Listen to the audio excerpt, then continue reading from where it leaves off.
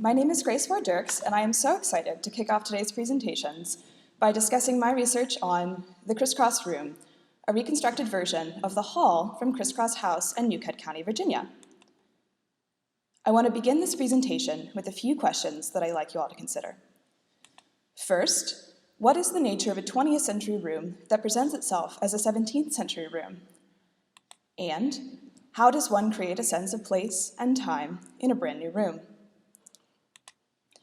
Those reconstructing and staging the early Crisscross Room made interpretive choices that emphasized the temporally distinctive architectural elements of the space, while simultaneously grounding the room in aesthetic accents that tried to create a sense of familiar domestic harmony. Collectively, this created a space that was both exotic and supposedly timeless, but that drew more from mid-20th century ideas of home than from 17th century life. Eventually, interpretive choices stemming from the changing conceptions of the value of period rooms transformed the fabric of the room itself from scene setting to an object to be studied in its own right. But first, I'll back up a little bit and define my terms. Museum period rooms sought to capture the historical essence of a particular time and place. In a period room, visitors could experience specific elements of elite culture in an artificial environment. For the purposes of this presentation, I will distinguish between two different kinds of period rooms. First, there are those that take architectural elements from a historic structure and reconstruct them in a museum space. Second, there are rooms that are constructed in imitation of a historic space, and the Crisscross Room at MESDA is one of these imitation rooms. The room was constructed with 20th century materials in a 20th century space, and yet it presents itself as 17th century. Both kinds of rooms are complex and have layered meanings, but the second type is often especially difficult to break down. They are sometimes treated as direct copies, which, as I will try to demonstrate, is far too simplistic. For the sake of this presentation, I think it is useful to treat the Crisscross Room at MESDA and the hall at Crisscross House in New County, Virginia, as parallel spaces. They are not the same room copied and pasted into another location. Each space has its own history of construction, use, occupation, and modification. But at the same time, they are inextricably linked.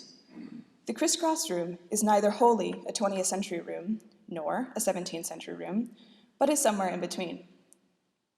Ultimately, the Crisscross Room depends on its implied connections to the Crisscross House and its history to give the space distinction and meaning, and to glue together the modern positions and historical objects.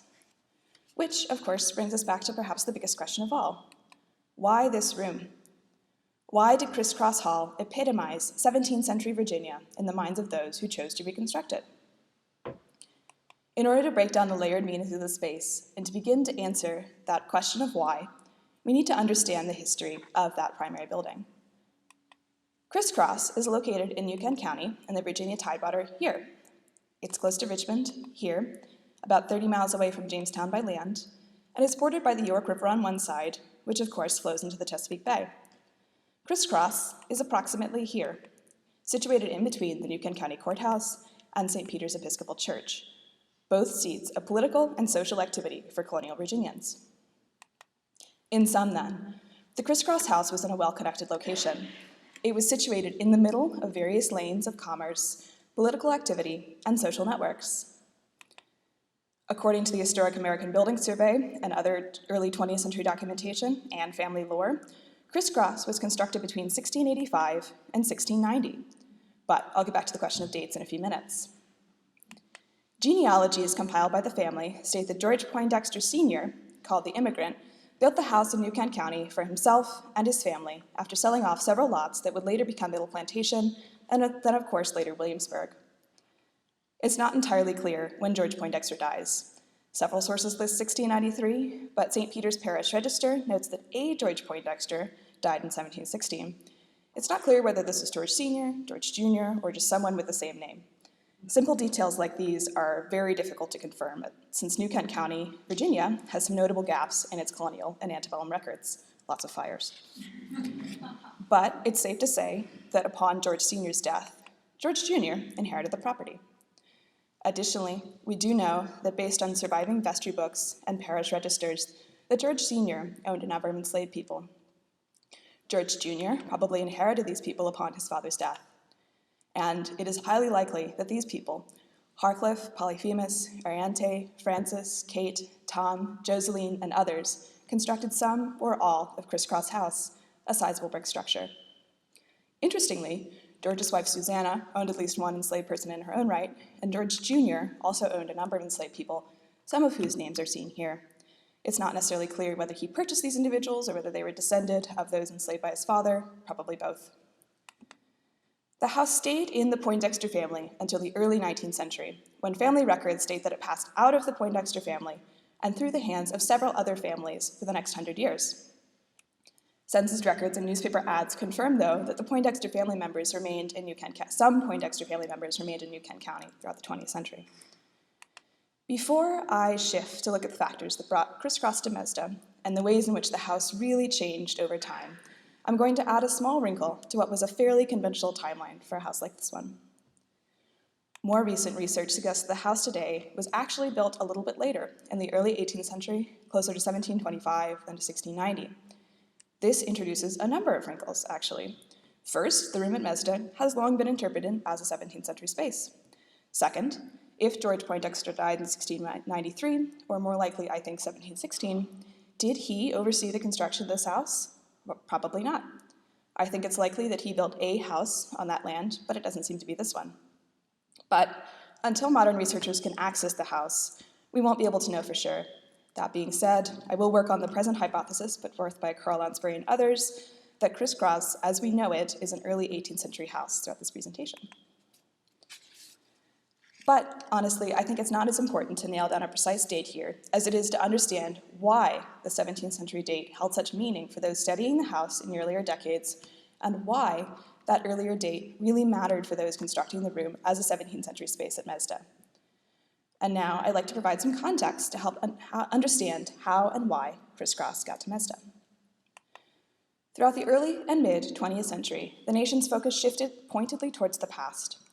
Amidst rapid social, political, and economic change, many Americans looked towards what they saw as a simpler time for comfort and for cultural inspiration.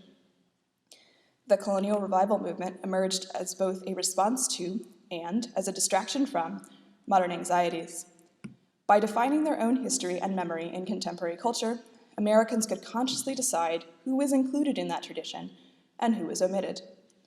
Americans sought to replicate elements of genteel culture from an earlier age in both public and private spaces. As this article from the New York Times points out, many people yearned for the subtle richness of period pieces that contribute an unmistakable graciousness to any room. Objects in architecture with a handcrafted aesthetic evoked a simpler time before the industrial age and mass production as well. This wonderful cover of Better Homes and Gardens from January 1960 illustrates the ways in which colonial-inspired pieces filtered into the average home. A small group of teenagers gather around a warmly lit fireplace, and as you can see, they are clearly surrounded by the elements of the colonial revival. A fan-back Windsor chair sits just out of the frame, and the mantel one boy leans on is clearly inspired by something from the 18th century. Here these people are at ease among symbols of the past, sharing a comfortable meal by an old-fashioned hearth. Symbols of the colonial past were understood as a visual antidote to modernism, but they were also a didactic tool. Romanticized images of the past were presented as a moral example, intended as a direct challenge to the social upheaval of the modern era.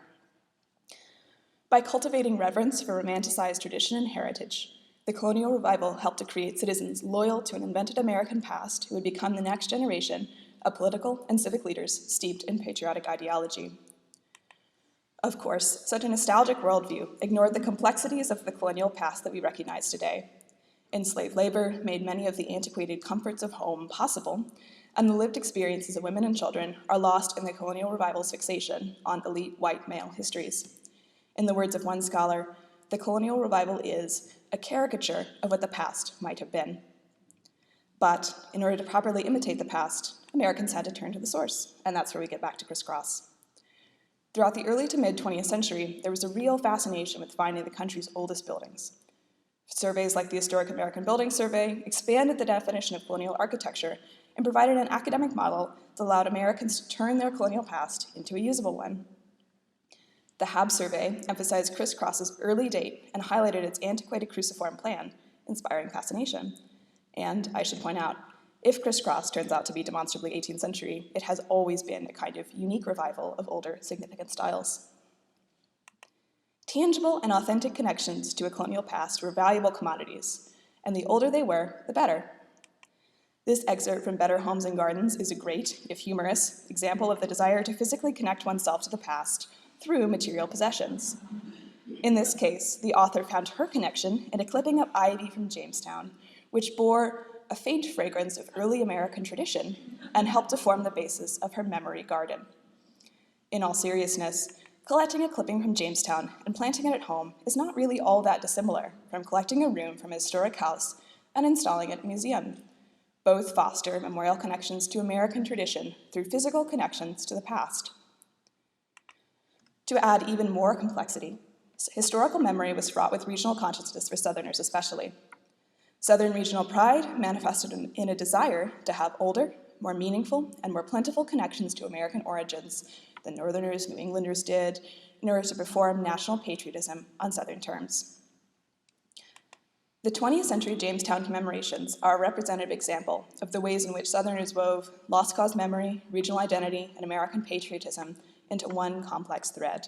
Of course, since retrospection is often a distraction, the 350th commemoration of Jamestown's founding in 1957 pulled national attention away from Virginia's massive resistance campaign and refocused it on a celebration of America's storied origins.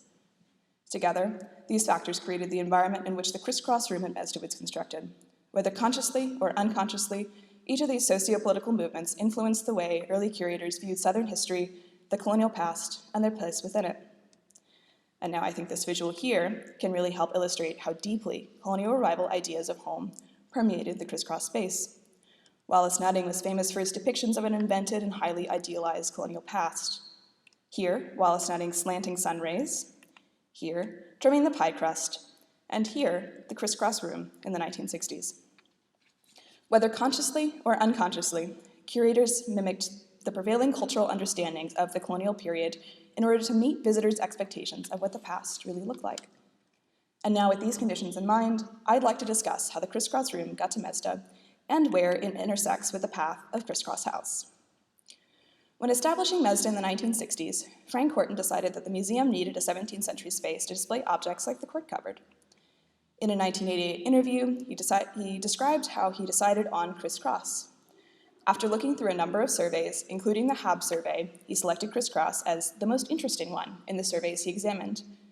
The one we picked happens to be an outstanding example, even compared to the New England interiors of the period, he stated. But at the same time, it had differences which were strictly Southern.